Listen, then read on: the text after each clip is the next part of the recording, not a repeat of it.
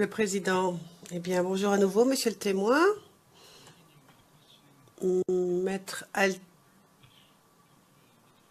Mais la défense de monsieur Gbagbo va poursuivre son interrogatoire. Et ensuite, nous donnerons la parole à la défense de monsieur Blegoudé. Maître Altit, vous avez la parole.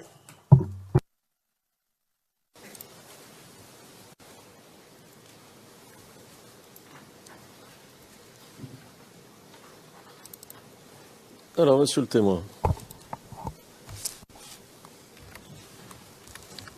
nous avons appris qu'un élément du Baza, qui obéissait aux ordres du Golfe, avait recruté des membres des éléments du Baza, pour mener des actions pro-Ouattara à l'intérieur du Baza. Est-ce que vous savez quoi que ce soit au sujet du recrutement de telles personnes? Moi, je ne suis pas au courant de quelque chose. Je vous ai dit, en tout cas, moi, je suis chrétien. Je suis venu ici dire ce que j'ai vu et ce que j'ai fait et ce que j'ai vécu. Moi, je le répète encore une fois de plus. D'accord. Ceux qui faisaient travailler dans l'homme, moi, je ne les connais pas. Moi, je vous rappelle que moi-même, quand la crise 2002 est tombée, moi, j'étais à Boaké. J'ai marché pour venir à Abidjan. Mon village était à Katoura. À 27 km, je pouvais rejoindre. Pourquoi jouer le double jeu? Moi, je ne le fais pas. Je ne le fais pas. Quand je suis avec quelqu'un, je suis honnête, je lui dis la vérité. Je n'aime pas le mensonge. Ce que vous voulez dire, si je comprends bien, c'est que quand le coup d'État de 2002 a eu lieu, oui, vous avez marché de Boaké, c'est ça? Boaké, Mbayakro. À Mbayakro, c'est là, on m'a mis dans le camion, je suis venu à Daokro. On m'a mis dans le camion, je suis venu à Zopé, je suis rentré à Abidjan. J'ai rejoint le premier bataillon. Une semaine plus tard, c'est nous-mêmes, on nous a envoyés, on était 75. On allait libérer Daloa, où je suis resté, où j'ai eu une femme bêtée. J'ai fait des enfants avec elle. Je ne suis pas hypocrite, je ne suis pas... Moi, quand je travaille avec quelqu'un, je suis net. Clair, je dis la vérité, rien que la vérité. D'accord. Pour qu'on comprenne bien, hein, je vais reprendre juste un peu ce que vous venez de dire pour que ce soit bien clair pour l'enregistrement. Ce que vous dites, c'est que lors du coup d'État ou de l'attaque de 2002, vous avez préféré partir à pied à Abidjan pour rejoindre votre unité. Excusez-moi, je vais éclaircir quelque chose. Je n'ai pas préféré. Les conditions m'imposaient. C'est les conditions qui m'imposaient. Sinon, s'il y a voiture, pourquoi ne pas en voiture, tu dois marcher? Soit il y a problème d'argent ou bien il n'y a pas de voiture. C'est les conditions. D'accord. Mais en tout cas, vous avez préféré rejoindre votre unité, quels que soient les moyens. Merci. Plutôt que de rejoindre les rebelles qui se trouvaient à côté. C'est ça que vous dites? Oui. D'accord. Alors, Monsieur le Président, est-ce qu'on peut passer en huis clos partiel, s'il vous plaît? Yes, of course. Bien sûr. Passons avec le partiel, s'il vous plaît.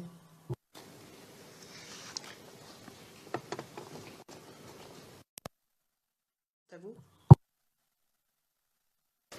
Nous avons aussi appris que toutes ces personnes, dont vous-même, se réunissaient ou s'étaient réunies à plusieurs reprises pendant la crise pour discuter des mesures propres à contrecarrer les activités des FDS, pour coordonner, si vous voulez, les actions anti-FDS, et qu'elles avaient reçu de l'argent et des moyens de communication de la part du Golfe pour mener à bien ces actions anti-FDS. Alors, que pouvez-vous... Nous sommes désormais en audience publique. Ok. Que pouvez-vous nous dire là-dessus? Moi, Koulibaly Minafé Joseph, je le répète, je veux voir celui en face de moi, celui qui m'a donné de l'argent ou bien des moyens. Je veux que vous me l'envoyez ici tout de suite. Il va me dire quand et quelle heure. Moi, Koulibaly Minafé. Je n'ai rien reçu de quelqu'un.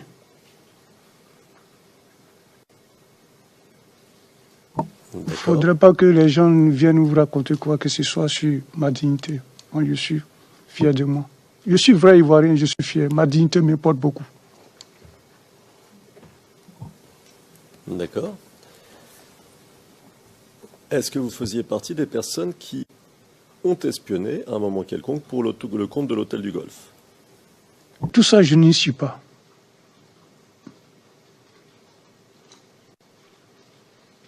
Très bien. Excusez-moi, écoutez, on m'a accusé. Depuis lors, si j'étais dedans, j'étais déjà mort. J'étais déjà mort, puisque on me soupçonnait déjà depuis à Kakro, on dit que je faisais quoi. Mais je suis venu, quand on m'a mis en prison, je suis sorti, j'étais au bazar. Si je le faisais, j'étais déjà mort, je ne serais pas vivant. Vous aussi. Comprenez quelque chose quand même. Il faut dire que pendant la crise, c'était agité. Hein? Si tu faisais des trucs comme ça, on t'attrapait, on te tuait.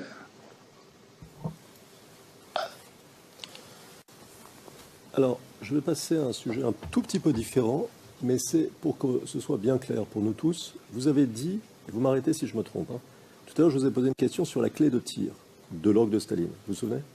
Oui. Alors, si j'ai bien compris, vous me dites, hein, c'est vous qui avez récupéré la clé de tir. Est-ce que j'ai bien compris? À un moment donné. Récupérer, c'est-à-dire? Que vous avez pris la clé de tir à un moment donné. Non, je n'ai pas récupéré, puisque la clé de tir était sur le véhicule. Lorsque les gens, après le bombardement... Oh, I'm sorry.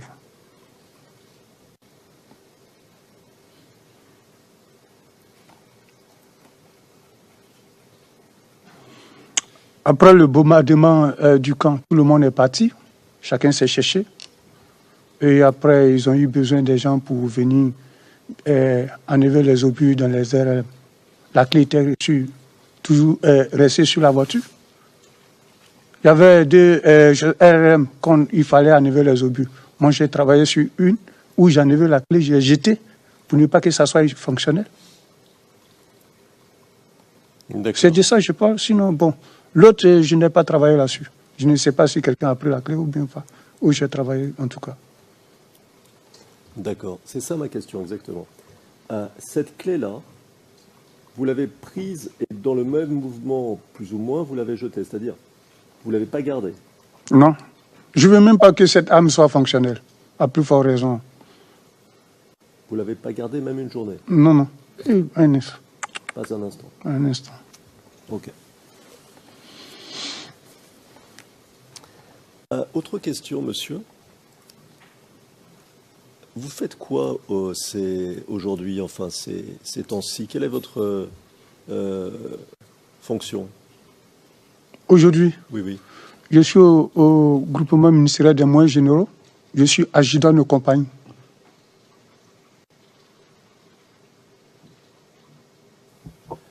Et où se trouve cette unité? Je vous ai dit au ministère de la Défense. D'accord. Qui est votre chef? Le colonel Boblé, Amber. D'accord. Vous y êtes avec d'anciens du Baza? Pega est là-bas. D'accord.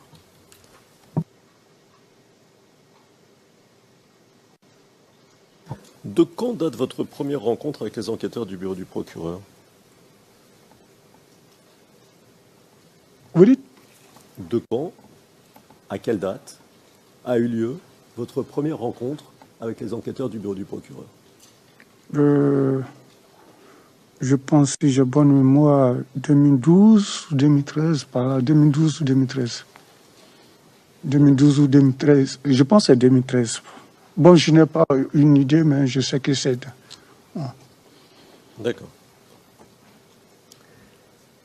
Est-ce qu'il y a eu plusieurs réunions avec les enquêteurs du bureau du procureur? Plusieurs réunions, c'est-à-dire? C'est-à-dire, est-ce qu'il y a plusieurs fois vous les avez rencontrés? Bureau du procureur? Non, ils sont venus une première fois. Moi-même, j'étais surpris et ils m'ont dit que je suis convoqué au tribunal militaire. Attendez 2 secondes, parce qu'il y a peut-être un petit malentendu.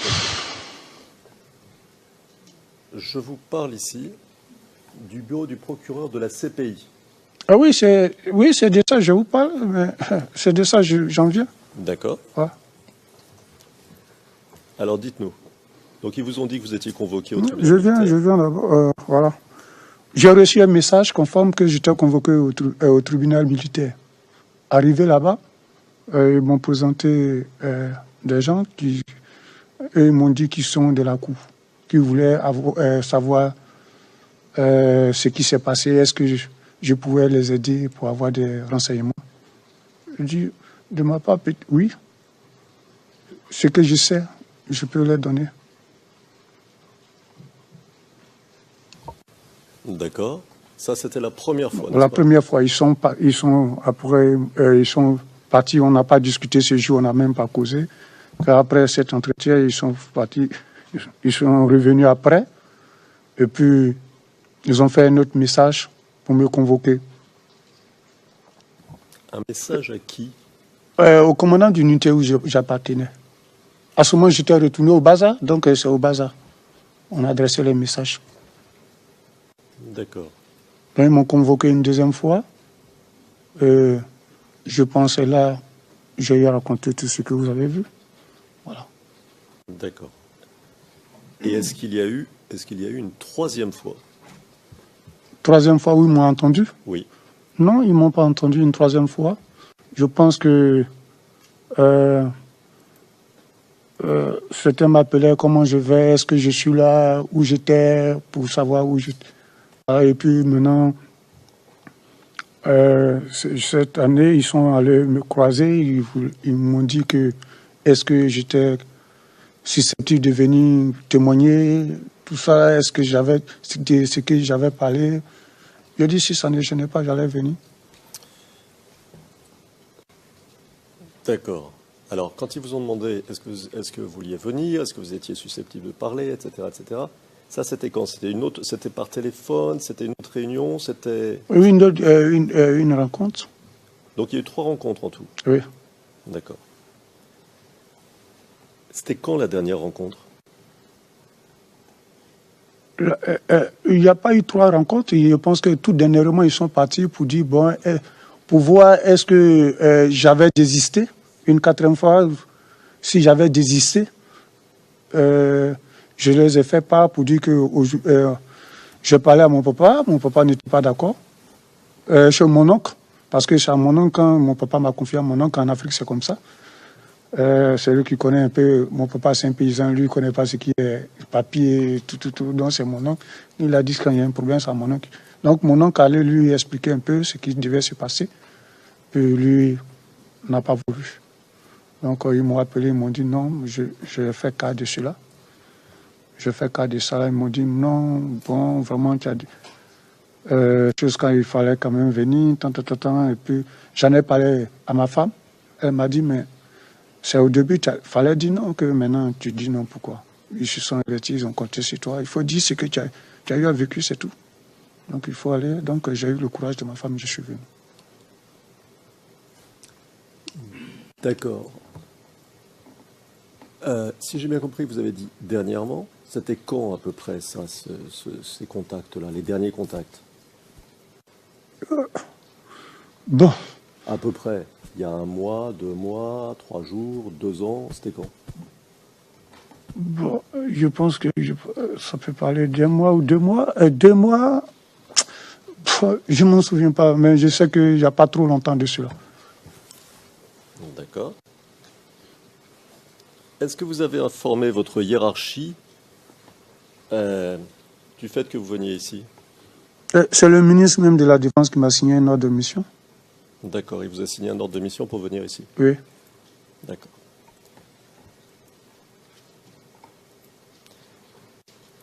Quand vous avez rencontré les enquêteurs du bureau du procureur, de cette cour, hein, est-ce qu'il y avait des représentants de la hiérarchie militaire ou des Ivoiriens, disons, qui étaient là? Non. Non, toujours. Quand ils faisaient les messages, je les ai dit, bon, moi-même, c'est des trucs, c'est un peu sensible. Puis vous savez que la sécurité en Côte d'Ivoire, bon, c'est un peu sensible, quoi. Moi, j'avais préféré que s'ils veulent me croiser, de ne pas faire des messages, les gens savoir, parce que moi, ça y va aussi de ma sécurité. Je ne sais pas qui peut s'est levé contre moi. En tout cas, j'ai peur. Puis que, comme il connaît mon numéro, il peut m'appeler s'il y a quelque chose, je pourrais lui dire oui ou non. Voilà. D'accord. Est-ce qu'on vous a fait des promesses pour vous encourager à coopérer avec le bureau du procureur? Non, jamais. Pas de promesse. Pas la promesse que vous ne seriez pas poursuivi, par exemple. Personne ne vous a dit, si vous coopérez avec le bureau du procureur, vous ne serez pas poursuivi. Oui. En tout cas, ils m'ont dit que je ne serai pas poursuivi, ma sécurité sera garantie. Là, ils m'ont dit ça. Voilà. Bon, je prends une promesse, je pensais à l'argent ou autre. Sinon, ils m'ont parlé de ma sécurité. En tout cas, ils m'ont parlé de ma sécurité. D'accord. Est-ce que vous savez pourquoi vous n'avez pas été convoqué et dans le cadre de la procédure ivoirienne dont nous parlions tout à l'heure, qui a abouti à l'acquittement de Kamanan, est-ce que vous savez pourquoi vous n'étiez pas, personne ne s'est intéressé à vous dans le cadre de cette procédure? Bon, je ne sais pas. Je ne sais pas. D'accord.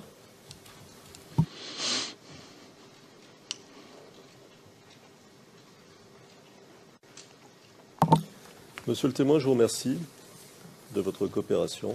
Merci. Monsieur le Président, Madame, Monsieur, ceci conclut l'interrogatoire du témoin par la défense de Laurent Gbagbo.